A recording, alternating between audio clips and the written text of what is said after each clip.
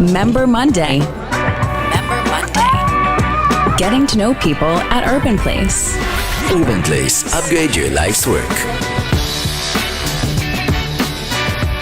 This is Member Monday, a talk with Urban Place members. And today we have with us... No, Muzzafi. No, Muzzafi. What do you do? So I'm the Asia Program Director at Peers Program for Global Innovation. And I'm also the co-founder of Guanxi Initiative. What do you do in those capacities? So at Peers Program, we connect Israeli startups and Israeli innovation to emerging markets in Asia and Africa. And we create technological startups to make the lives better for poor people around those emerging markets. And at Guanxi Initiative, we're connecting Israeli female entrepreneurs, Israeli female network to the Asian markets through academia, business, and innovation. What is your connection to China and the Far East? So I always get asked this question. So 11 years ago, I finished my army service and I went traveling in Asia. I was there for almost 1 year and I fell in love and I decided this is what I want to do with my life. So I dropped out of engineering school 2 years later and I went study East Asian studies, Chinese and management. And I've been working with this market since. I spent a couple of years in China and Singapore, also worked with Japan, Korea, India, and Southeast Asia. And although I traveled and spent some time between a couple of jobs, which were very, very different, I'm still working with the Asia sector. You speak Chinese? I do.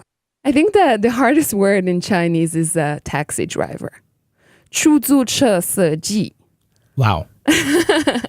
Okay. Yeah, 出租车 is taxi and 司机 is the driver. One of the most useful words in Chinese for you, for any gaijin. Gaijin, 外国人. Gaijin is Japanese, 外国人 is foreigner in Chinese. Oh, okay. So I told some of my friends that if I would ever open a podcast of my own, it will be about confused Israelis in China. Because the first day I got to China, I tried to speak some Chinese and the taxi driver told me, 听不懂, 听不懂. 听不懂 means I heard you, but I didn't understand you. So I think that can be a really good podcast now when it comes to relations with China. And what don't Israelis get about China? Oh, wow. I think that in the last couple of years, we find it more fascinating and more approachable than in the last couple of years, which was still considered to be unpenetratable and very weird, which is the word that I hear all the time. I think that it's much more prestige in the last couple of years, but Israelis don't understand that it's a different market, it's a different world. And Western rules, they don't apply there. So in order to start doing business or innovation or podcast or anything that comes to business and connection with them, you have to study the laws and the rules and adequates and to know a couple of words in Chinese. Because Chinese people, honestly, they won't do the same when it comes to Israel. You need to adapt to China. China will not adapt to you. How do you help Israeli startups and tech companies? So like China, emerging markets in Africa and Asia, which are the most growing markets in the world right now and have the most potential for Israeli startups. So when it comes to an agriculture startup or water or energy startups, they want to take their business to emerging markets and not take it to the Western world, we actually help him with the adaptation. We help him to approach the right kind of people in order to get a POC or a pilot. We work very close with the World Bank, with the UN, with the Ministry of Foreign Affairs here in Israel and Ministry of Economy. So we're bridging the gap, and it's a huge gap when it comes to those markets. Unlike States or Europe, when an Israeli startup can come and say, hi, I'm here, show me the money. In Africa and in Asia, you have to have a POC of a corporate, or you have to show them some kind of a success. And we help them get their first POC or pilot when it comes to our portfolio startups. POC is proof of concept, and proof of concept. What you're saying is that in Europe and in the States, in the United States, they already know the Israeli DNA, the Israeli startup nation and all that. In China, we're just like everybody else, and we have to prove ourselves. In China and in emerging markets in Asia, yeah. We have to prove ourselves. We have to show them our medals.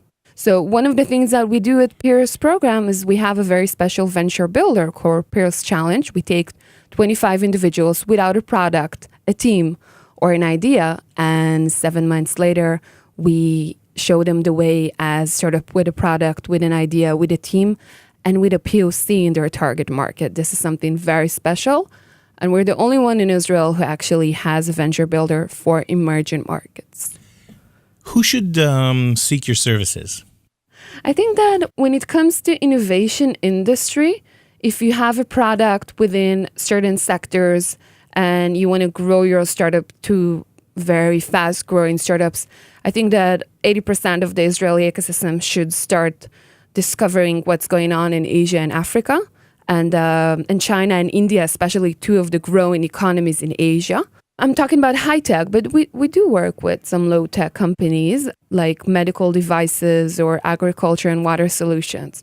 But I think that the Israeli industry has to stop thinking in a very not innovative way, which is, okay, we speak English, we know the industry, let's go to the States, let's go to Europe. We need to start thinking outside of the box.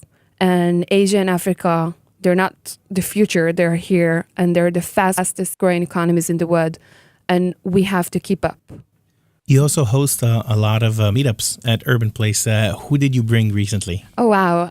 Yeah, we love hosting meetups here at Urban Place. It's our home base here, and they're very good partners of ours. Also, my Guanxi initiative, I host a lot of projects here. Recently, we had a failure night where 5 experts that does humanitarian innovation actually came and they talked about their failures, which is something that I think Israelis are really good at. But it was the first humanitarian innovation night, failure night here in Israel, and we were very proud to host that. It was a full house, and we had very, very interesting speakers, 5 of them. One was from UNICEF, one was from JDC, one was from Global, which is a development faculty at the Hebrew University, and one of our team members actually moderated the panel, so it was very, very interesting. We also hosted another full house event called Innovate for WASH. WASH is water, sanitation, and hygiene. And we had people standing up until the stairs in the second floor. And the most interesting person that spoke in that evening was Sivania Ali from Innovation Africa, who brings light, and she connects unconnected villages to water and energy in Africa. And we had a full lineup of people. One of them was actually our portfolio startup that graduated last year and is very successful now. Member Monday. Member Monday. Getting to know people at Urban Place. So you obviously work in a co-working space here in Urban Place.